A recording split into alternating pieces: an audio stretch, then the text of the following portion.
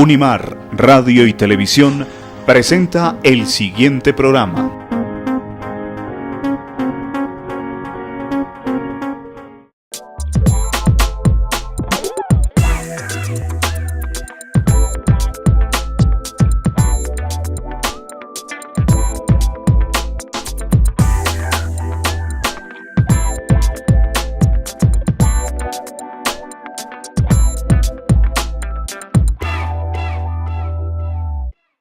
Hola, bienvenidos nuevamente a Escenarios, el programa de la Universidad Mariana que promueve el diálogo entre fe, ciencia y cultura. Estamos en compañía de la magíster Magnolia Sanabria Rojas. Ella está trabajando actualmente con la Universidad Pedagógica Nacional. Hizo parte también de la nómina de educadores de la Universidad Mariana. Así que bienvenida a su casa, Magnolia. Qué gusto tenerla aquí con nosotros. Muchas gracias por la invitación. Una alegría muy grande de volver a encontrar la casa que me acogió por tantos años, a tantos amigos tan queridos. Muy feliz por estar nuevamente por acá. Bien, usted tiene dos maestrías, una en etnoliteratura y otra en educación. ¿Cuáles han sido esas líneas de búsqueda, de investigación, Magnolia, que usted ha trabajado y que se ha enriquecido y qué hallazgos ha encontrado? Muy bueno, esa pregunta es muy grande, es la vida realmente, y sobre todo la vida académica. Digamos que la búsqueda fundamental inició muy pequeña, con la motivación de trabajar con los pueblos y para los pueblos, inicialmente los indígenas. Desde muy pequeña me llamó la atención. De hecho, el trabajo de investigación en la licenciatura fue con los indígenas del pueblo Sicuani en la Orinoquía colombiana. La maestría en etnoliteratura trabajé con petroglifos que encontramos en la Baja Bota Caucana, que tienen mucho que ver con el pensamiento de toda la zona incaica. Pues por supuesto encontramos algunas relaciones con los ingas que habitan ese territorio y resultó ser un lugar muy importante para estas personas. Me parece que dentro de esta búsqueda grandota hemos, al menos personalmente, encontrado varias cosas. La primera, que los pueblos indígenas tienen unas prácticas de vida ancestrales de miles y miles de años que de alguna manera nosotros hemos empezado a reconocer desde otros autores, como por ejemplo, ¿quién podríamos hablar? Gadamer, hablando de la poética de las lenguas, y resulta que en efecto sus lenguas son poéticas. Los indígenas hablan con poesía, con metáforas, su consejo es metafórico, y su consejo es a partir de las historias, por ejemplo, del contar historias algunas tradicionales, otras no tanto, y a través de ello está el consejo para la vida particular de las personas. Por ejemplo, el no forzar a los niños, las niñas y los jóvenes a hacer determinadas cosas, sino que con el ejemplo, con el trabajo mancomunado, familiar, empezar a enseñarles el amor por la tierra, por ejemplo, todo el ejercicio de las costumbres. Esas prácticas tradicionales son muy importantes en la escuela, en este momento fundamentales, me parece, para la construcción de la paz. Si hay algo que tenemos en las escuelas que no son indígenas, y en especial en la ciudad, por ejemplo, son unas prácticas de violencia bastante marcadas. Y yo creo que obedecen como a dos cosas, y una es el hecho de no estar con la familia. La familia ha tenido que ir a trabajar y los niños están solos. Entonces, esa práctica tradicional del aprender haciendo se ha ido perdiendo. Y hemos encontrado que al volver a los pueblos, al volver a las comunidades de los pueblos indígenas y empezar a aprender de ellos, ha sido una experiencia muy bella para volver a llevarla a la escuela, por ejemplo, urbana. Las niñas y los niños, por un lado, les ha parecido complejo entender que los indígenas no estaban en los libros y que desaparecieron hace miles de años, sino que están acá. Ese ha sido un hallazgo maravilloso. Otro de los hallazgos maravillosos en este ejercicio y en este transitar de la investigación ha sido el trabajo con los maestros. Los maestros y las maestras hacen unas cosas maravillosas en el aula, resuelven problemas de manera cotidiana, de una manera muy bella. El asunto es que eso no se conoce. El asunto es que eso difícilmente trasciende el escenario del aula. Y en términos de lenguaje, nos hemos dedicado los últimos años a estudiar la oralidad. Eso también lo aprendimos de los pueblos indígenas. A reconocer que en Latinoamérica, a diferencia de todos los otros territorios del mundo, en Latinoamérica somos sujetos orales. Nosotros construimos pensamiento oral. Construimos a partir de ese pensamiento oral inclusive pensamiento colectivo. Nosotros no pensamos desde la escritura, pensamos desde la oralidad. Entonces iniciamos un ejercicio de investigación que curiosamente varios de los autores, como por ejemplo Martín Lienhard, que es peruano, hace muchos años hizo un ejercicio muy lindo y se lo llevaron a estudiar la oralidad desde Alemania. Virginia Zavala, Víctor Bisch, peruanos también han hecho un ejercicio de reconocimiento lingüístico y de la oralidad y de las formas de la oralidad muy interesantes, muy interesantes, y ha desatado en Latinoamérica, sobre todo hacia el sur, una fuerte motivación por estudiar la oralidad.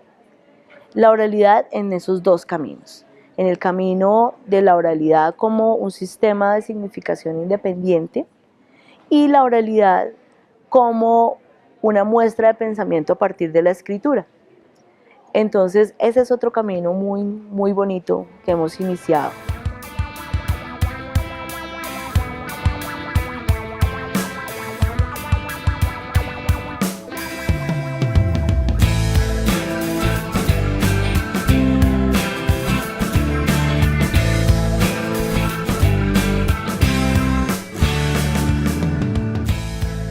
Usted nos recuerda en el principio de su discurso cómo de todas maneras los pueblos ancestrales nos dejan un interesante mensaje a nosotros para recuperar costumbres, para recuperar el testimonio que los padres daban a sus hijos, el trabajo con el ejemplo, aprender de esa manera.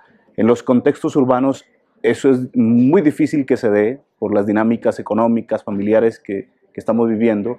Los contextos rurales, desde la identidad cultural que manejan, desde sus contextos como tal, pues tienen un acercamiento muy interesante a esa realidad del trabajo, de asumirlo en familia, y además el docente, si se involucra en esos contextos, yo creo que tendría unas respuestas muy interesantes frente a los aprendizajes, ¿no? ¿Qué tendría que hacer un padre de familia frente a ese contexto? Y dos, ¿qué tenía que hacer un docente rural para reconocer esos contextos familiares e integrarlos, y de trabajo familiar, de trabajo comunitario, e integrarlos a la escuela? Hay una propuesta muy interesante de Marcela Tovar, una maestra investigadora de la Universidad Pedagógica Nacional de México, junto a Juan Carlos Bodensi, a la misma Nila Vigil, y ellos han denominado este trabajo la mediación sociocultural. El ejercicio que hace uno como maestro es la mediación. Entonces, esa mediación sociocultural es volver la cotidianidad un ejercicio pedagógico también en el aula. Es decir, que no cambien las prácticas, que sea una cosa en la escuela, que sea una cosa en el aula y sea otra cosa en la casa.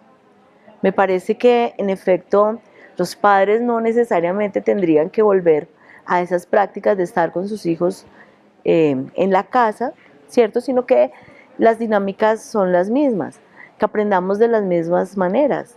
Creo que con el ejemplo, con el hacer, como incluso decía Madre Caridad, ese aprender haciendo me parece que es una de las posibles respuestas.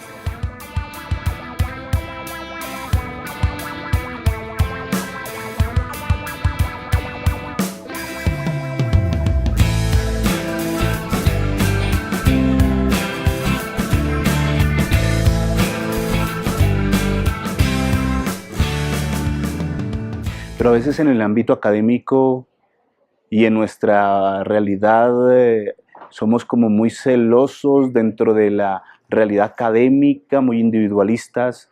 Eso choca mucho con la versión que nos cuenta usted. choca del cielo a la tierra.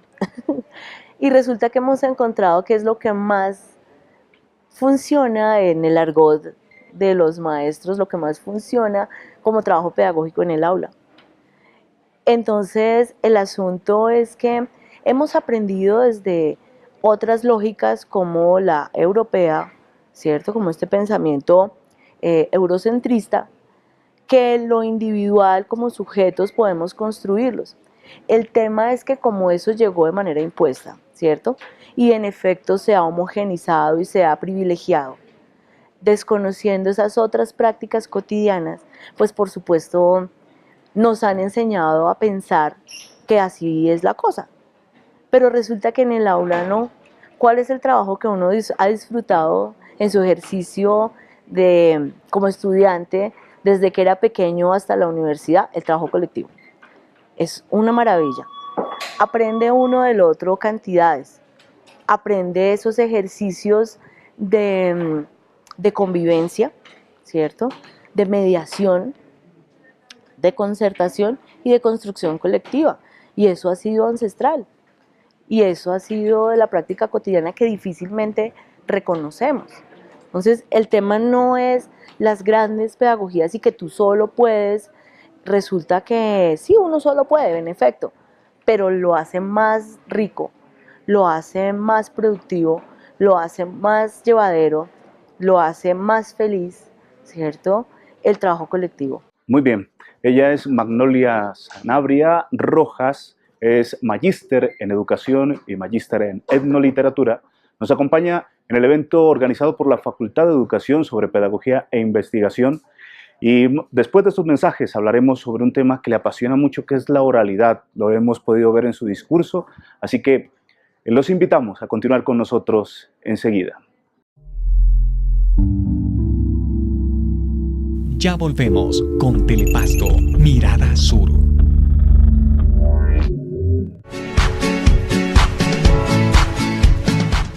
El tiempo para tu sueño aquí sí se cumple.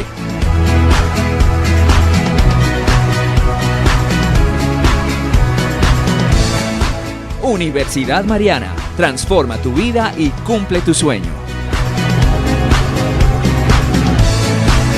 Inscripciones abiertas www.umariana.edu.co.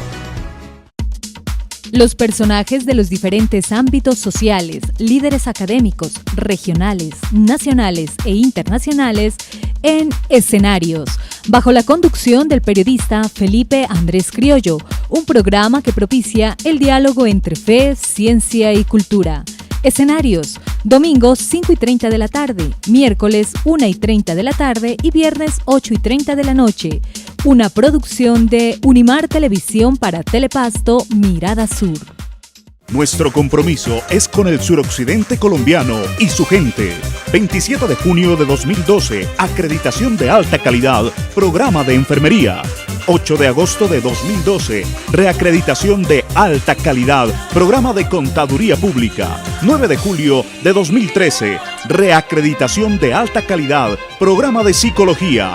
Registro calificado para todos nuestros programas académicos. Universidad Mariana, educación para la transformación social y el desarrollo sostenible. Una universidad que, coherente con sus principios, actúa en pro del medio ambiente.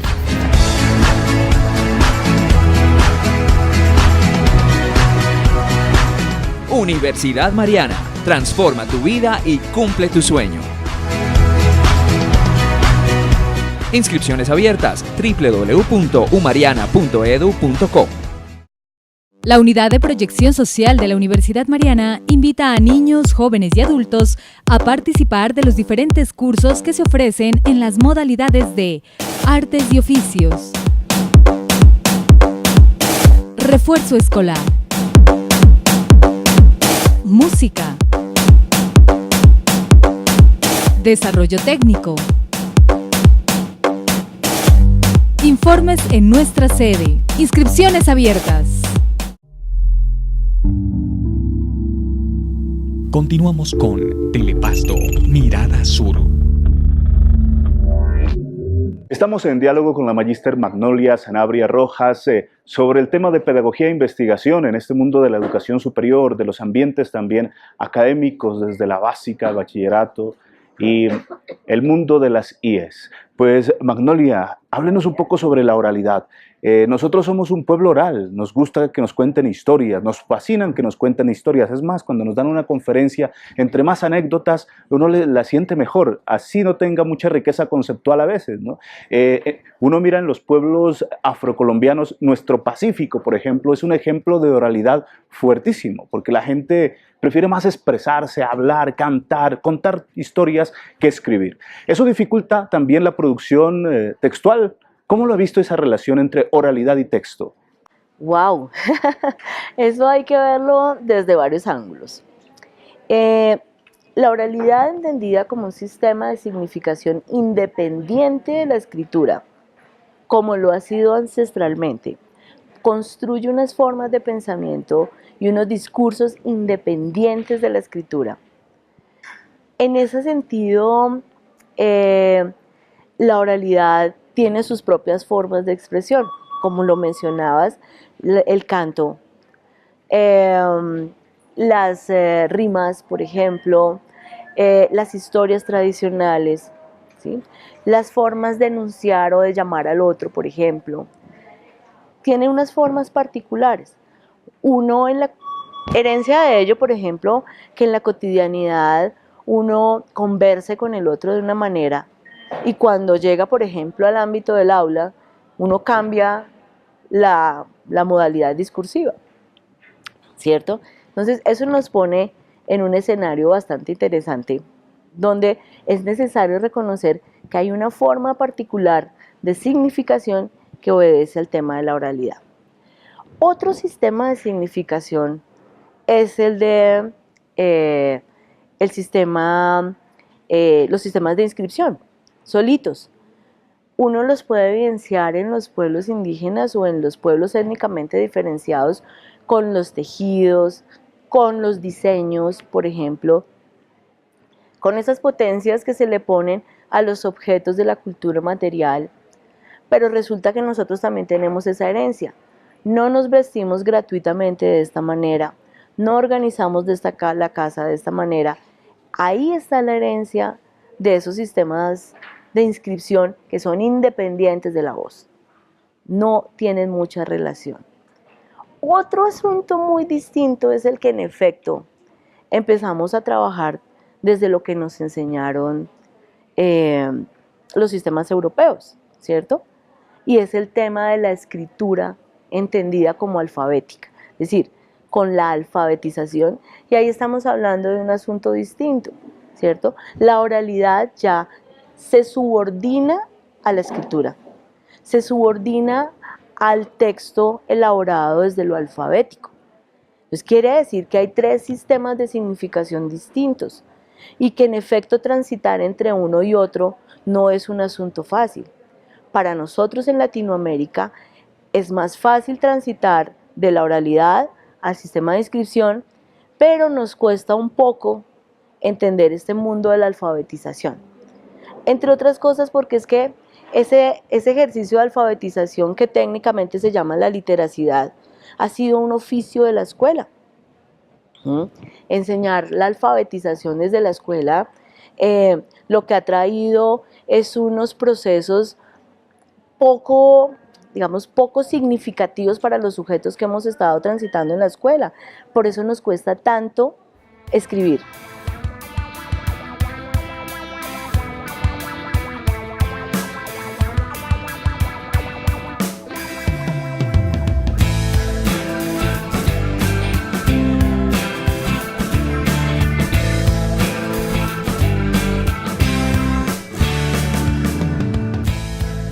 A veces se vuelve muy mecánico, ¿no? Claro. Con la cartica me recuerdo mucho el nachito que le enseñaban a uno, A, B, C, bueno, todas las vocales, como muy cuadriculado, cuando el lenguaje pues es una multiplicidad de formas y a veces se compara mucho con lo cuadriculado del sistema matemático, ¿no?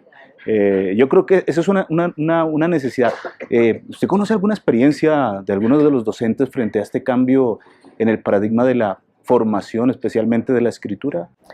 Uy, muchas, muchas experiencias hay en Colombia, muy bellas, unas, muy, muy bellas.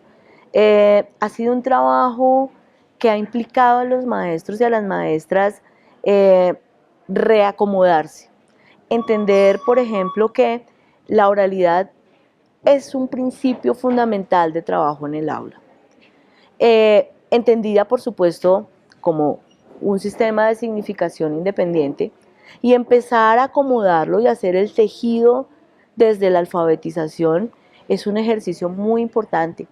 Existe la Red Latinoamericana de Estudios sobre Oralidad y hay un equipo muy fuerte trabajando esa oralidad en la escuela, ¿cierto? Esa oralidad que intenta combinar la cotidianidad que hemos aprendido como tránsito importante para aprender la alfabetización, como una herramienta fundamental para desarrollar la literacidad. ¿Qué sería la mejor forma en nuestro contexto?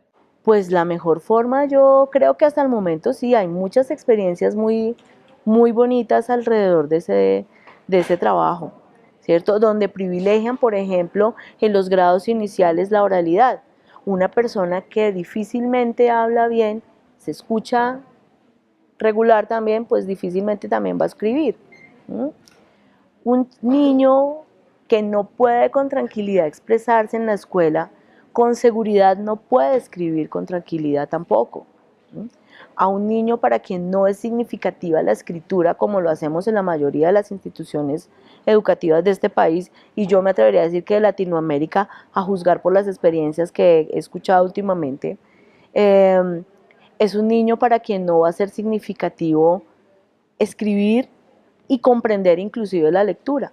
Me parece que el tránsito en la escuela ha de ser desarrollo de la oralidad, luego la fluidez en la lectura, luego la comprensión de la lectura, y la escritura llega por sí sola. Cuando un niño lee, comprende y puede hablar de eso, solito escribe. Hay experiencias muy, muy bonitas en Bogotá, hay experiencias muy bonitas ¿dónde más? Creo que en Medellín, en Tumaco inclusive hay una experiencia de unas maestras bastante significativa en ese ejercicio, o sea, haciendo ese tránsito con los niños y con las niñas. Cuando se les da la oportunidad de fortalecer la oralidad, luego a partir de esa oralidad de empezar a hacer la lectura fluida, luego significativa y comprensiva, la escritura llega por sí sola, dan ganas de escribir otra vez.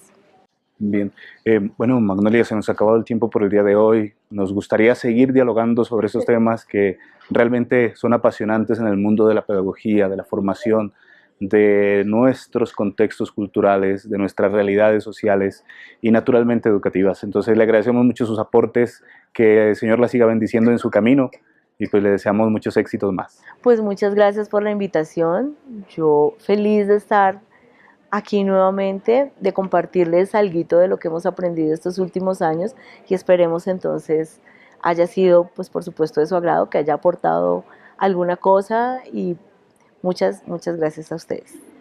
Y ustedes, amigos televidentes, los esperamos en nuestra próxima emisión de Escenarios para seguir dialogando en la triada Fe, Ciencia y Cultura. Muy amables.